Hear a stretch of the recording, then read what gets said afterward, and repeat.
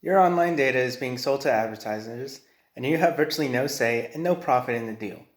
Let's work to change that. My name is Anthony Navarro, and I am a computer science major specializing in cybersecurity, and I have done additional research in preparation for the speech. Today, I hope to convince you to take some steps to protect your personal data online. Google collects user data and sells it to advertisers. In order to combat this, I suggest using alternative browsers and search engines, specifically the Brave browser and the DuckDuckGo search engine.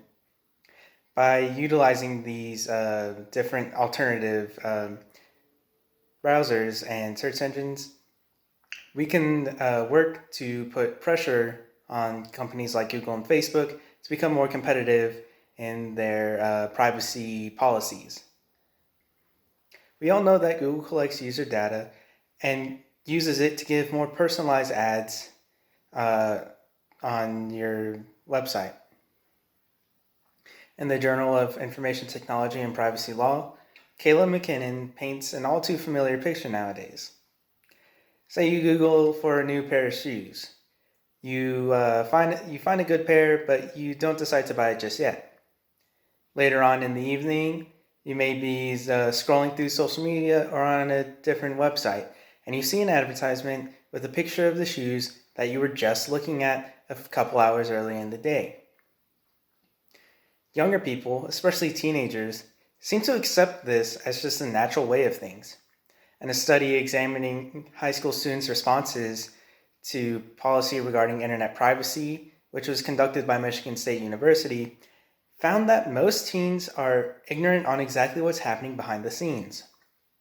Additionally, the teens justified Google's use of trackers and target advertisements from personal data collected by phones and computers, claiming that companies simply need to make money, and that's just one of the ways that they do it.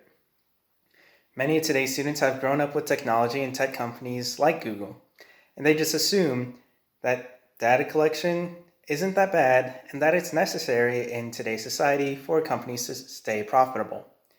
But it just simply isn't the case. A popular privacy-driven alternative to Google is the DuckDuckGo search engine. According to Gennaro Cofano at 4weekmba.com, DuckDuckGo's business model it shows advertisements based on keywords typed into the search box. And if you click on a partnered site like Amazon and buy the item there, DuckDuckGo gets a small commission. So if you, for example, if you search for SD cards, you would see ads for SD cards. And then if you went to Amazon and bought one, DuckDuckGo would take a small cut off of that transaction. By cutting out trackers, DuckDuckGo does not need to monitor your data constantly like Google does. According to Michael Simon at PC World Magazine, an Android phone communicated location information to Google 340 times during a 24-hour period, with the Chrome browser merely active in the background. We can combat Google's shady practices by using other browsers and search engines like the Brave browser and DuckDuckGo search engine. Hayden Dingman for PC World Magazine explains that he found Brave very much in keeping with the current emphasis on privacy, above and beyond what users have already established with ad blockers and other add-ons to prevent scripts from running on their PC.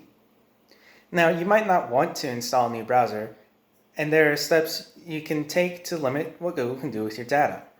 Michael Simon tells readers that they have a surprising amount of control over a Google account as long as they know where to find all the switches. While it is true that you can limit how Google uses your data, like location data, and turn it off, there's no guarantee that Google won't continue to store large amounts of data or fill in the blanks by using trackers they have on millions of websites. I urge you to look into alternative browsers like Brave, which is simple to install and functions very similarly to the most popular browsers on the market today. Brave is built off of the Chromium browser, which is what Chrome is built off of. Hayden Dingman for PC World explains, Brave tweaked the open source Chromium code, including weeding out Google-specific code that ties the browser to Google Web Services. Personally, I've installed the Brave browser on my phone and PC, and I am very pleased with how it's been performing and all of the ad blocking and tracker blocking that it's been doing. Not only does it effectively block these ads and trackers, but websites that would normally ask me to turn off my ad block, like news organizations, simply just don't. And, and another great incentive to use Brave is its inclusion of the Basic Attention Token, or BAT, cryptocurrency. The tipping system involved with it is an optional feature. You can choose to have ad notifications pop up on your phone or computer, and if you click them, it'll open up a new tab with the ad that it was displaying in the notification. You can simply just close out of the tab, and then at the end of the month, depending on how many ads you opened up, you'll receive a payout in BAT coins. You can also tip certain websites or creators BAT to help give them that revenue that they would normally getting from ads and cut out the middleman entirely. I think this is a very good way to change how revenue is made online. It keeps it private. Cryptocurrencies are very secure. We know where all the transactions are going because it's stored, but it doesn't store any of your personal data. It's just this amount went over here at this time.